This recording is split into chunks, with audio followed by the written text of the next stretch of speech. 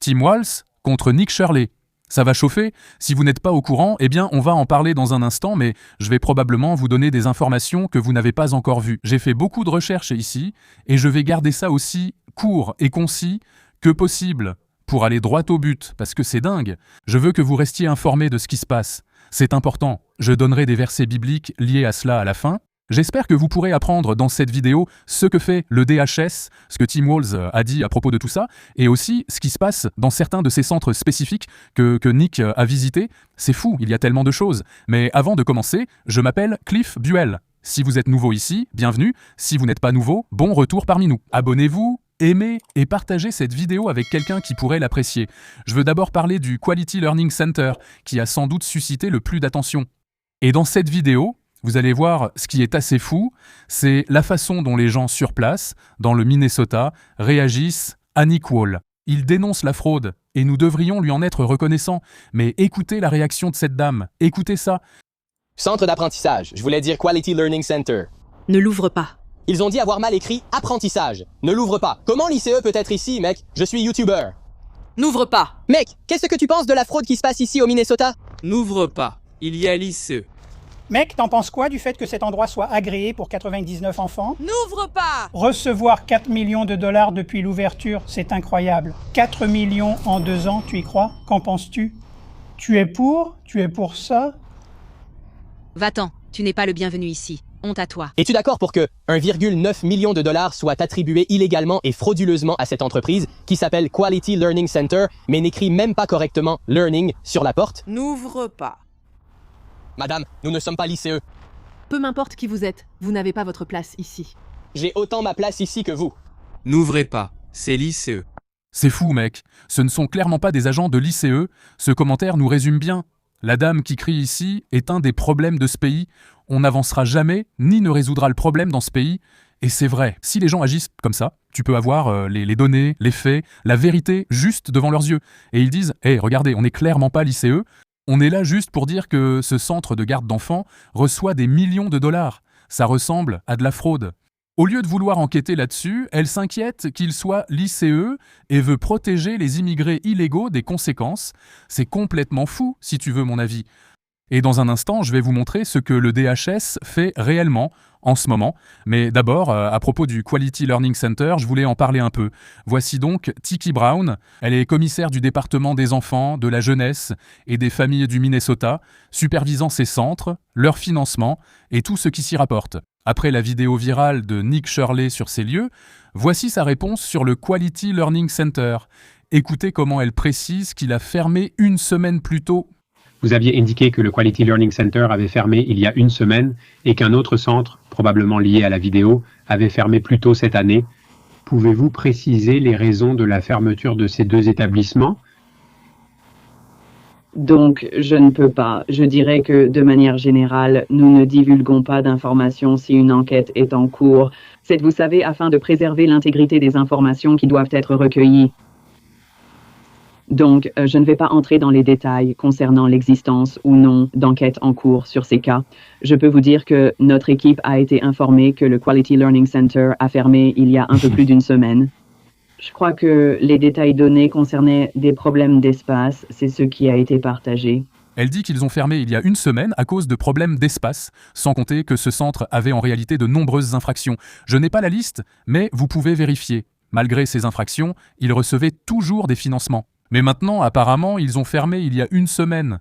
Eh bien, si c'est vrai, alors pourquoi avons-nous ceci? Donc, ceci provient d'une chaîne d'information où ils ont interviewé le fils des responsables, je suppose, du Quality Learning Center.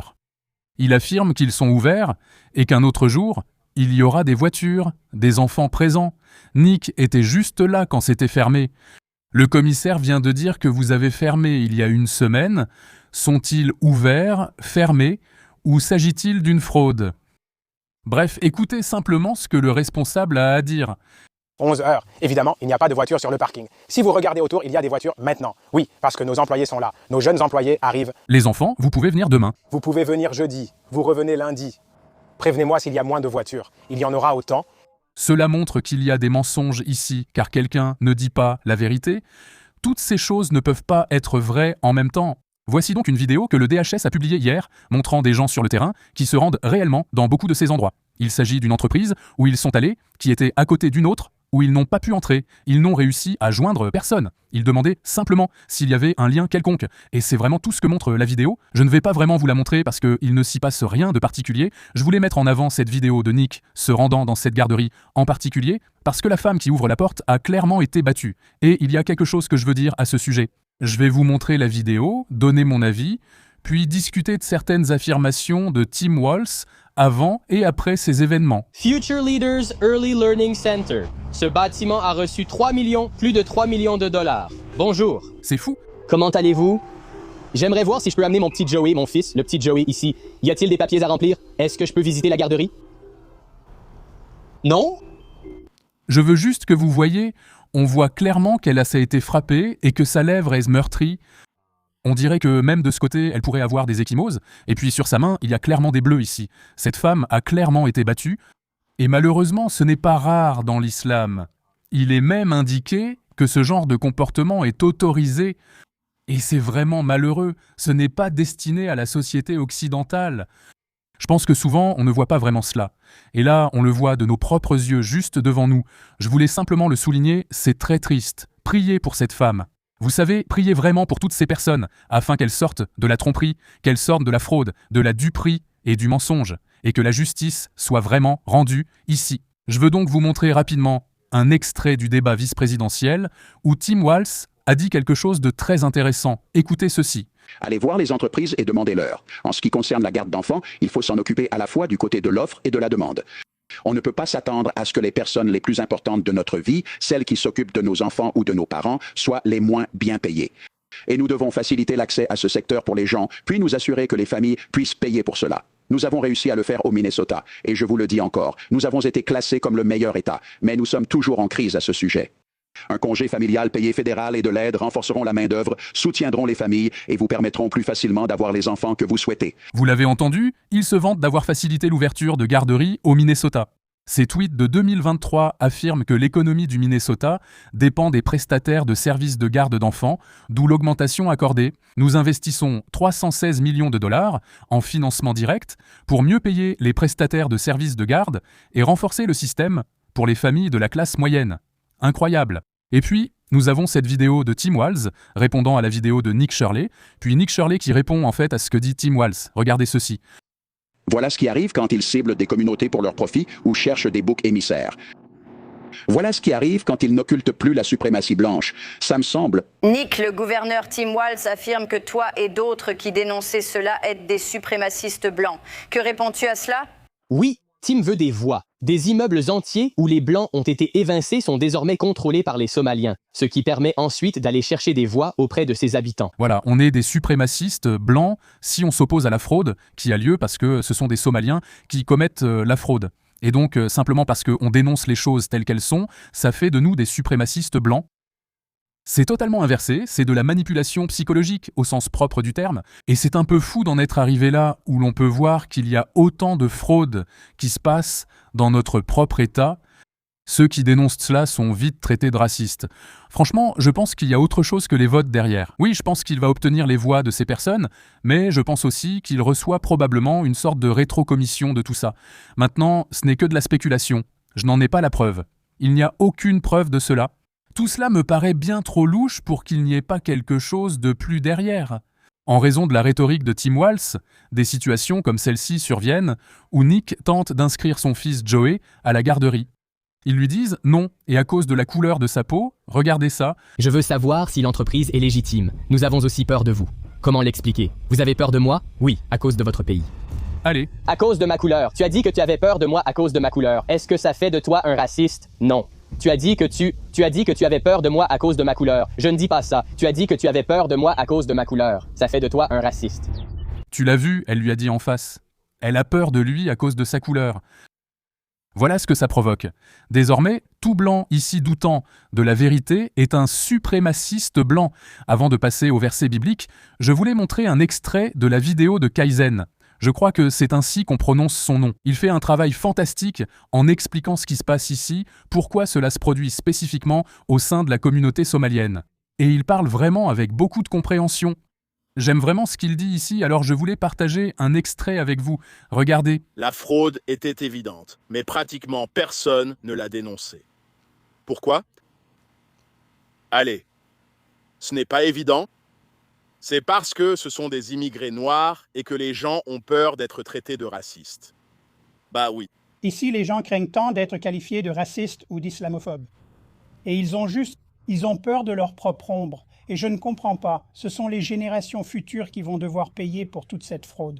Et ils veulent juste se voiler la face et continuer sans s'en préoccuper. Les procureurs fédéraux disent que la fraude totale pourrait atteindre 9 à 10 milliards. Et les gens marchent sur des œufs à ce sujet, mais cette fraude est commise par des membres d'un groupe spécifique, les immigrés somaliens. Le gouverneur Walz affirme que signaler cela relève de la suprématie blanche. Non, monsieur le gouverneur, signaler une fraude est une question de principe. Nous ne vous critiquons pas pour des raisons raciales. Vous invoquez la question raciale pour fuir les critiques. Moi, enfant d'immigrés africains, je vais vous expliquer quelque chose. Les humains sont du matériel. La culture est un logiciel. Notre matériel est fondamentalement le même. Notre logiciel est radicalement différent. Le logiciel de l'Amérique privilégie les principes universels, l'État-nation et l'État de droit. C'est la Constitution.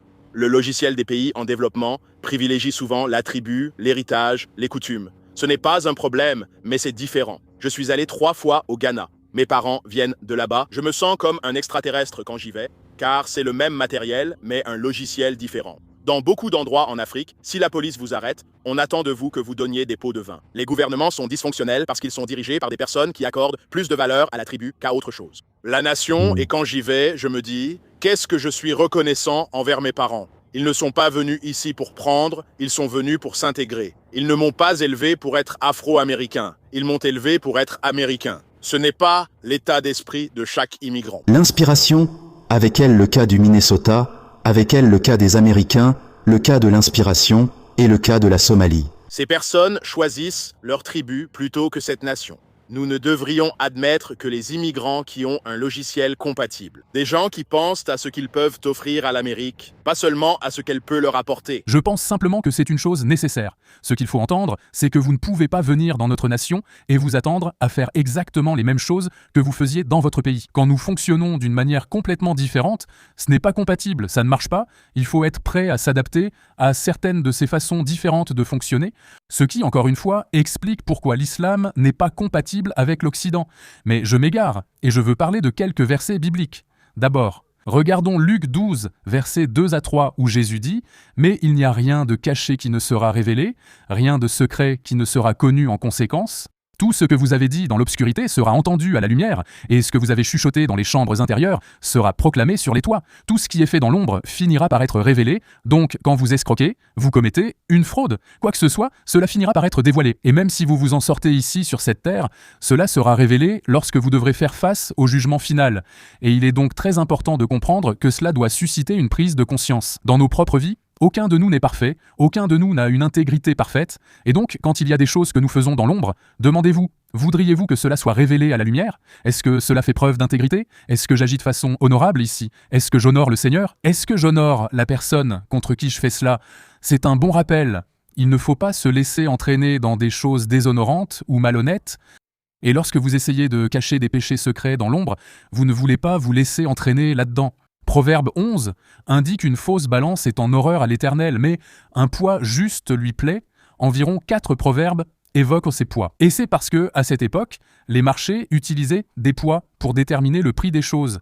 Parfois, les marchands utilisaient de faux poids et arnaquaient les gens pour leur faire payer plus cher. Pour tout ce qu'ils vendaient, donc en rapport avec l'argent.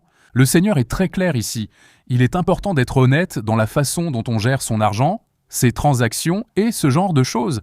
Parce qu'un poids juste est sa joie, et un poids faux est une abomination pour lui, donc il ne plaisante pas avec ça.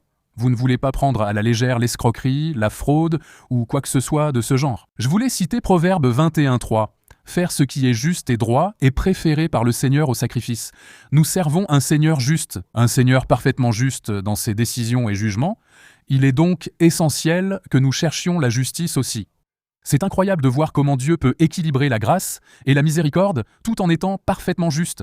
Et donc, évidemment, nous voulons tendre vers cela, nous voulons montrer de la grâce et de la miséricorde lorsque c'est nécessaire, mais nous voulons aussi nous assurer que la justice soit rendue. Et il y a de vraies, réelles conséquences sur cette terre pour avoir commis des crimes et causé des problèmes avec les gens. C'est simplement la réalité des choses, et c'est souvent la justice qui est rendue. J'espère donc que vous avez appris quelque chose grâce à cette vidéo, j'espère que vous voyez un peu ce qui se passe. Je voulais donner une mise à jour, aborder certains de ces différents sujets. Je sais que j'ai un peu survolé beaucoup de ces choses, je ne voulais pas prendre trop de votre temps, et j'espère que certains de ces versets pourront s'appliquer à votre propre vie, et peut-être vous amener à réfléchir personnellement à des domaines où vous pouvez vous améliorer. Faites-moi savoir ce que vous en pensez. Il y aura encore de nombreuses révélations à ce sujet. J'espère que justice sera faite et que les responsables seront amenés à rendre des comptes et que la droiture se répandra alors. Que le Seigneur désigne certaines personnes à ces postes à travers le pays, mais en particulier au Minnesota, qui feront ce qui est juste au final. Merci de prier pour la situation ici, pour que la vérité soit révélée et que ces personnes découvrent le Seigneur. J'espère que la vidéo vous a plu. Si vous l'avez vue jusqu'au bout, vous êtes une légende. Pensez à vous abonner si ce n'est pas déjà fait. Aimez et partagez cette vidéo avec quelqu'un qui aimerait la voir. Je vous aime, que Dieu vous bénisse.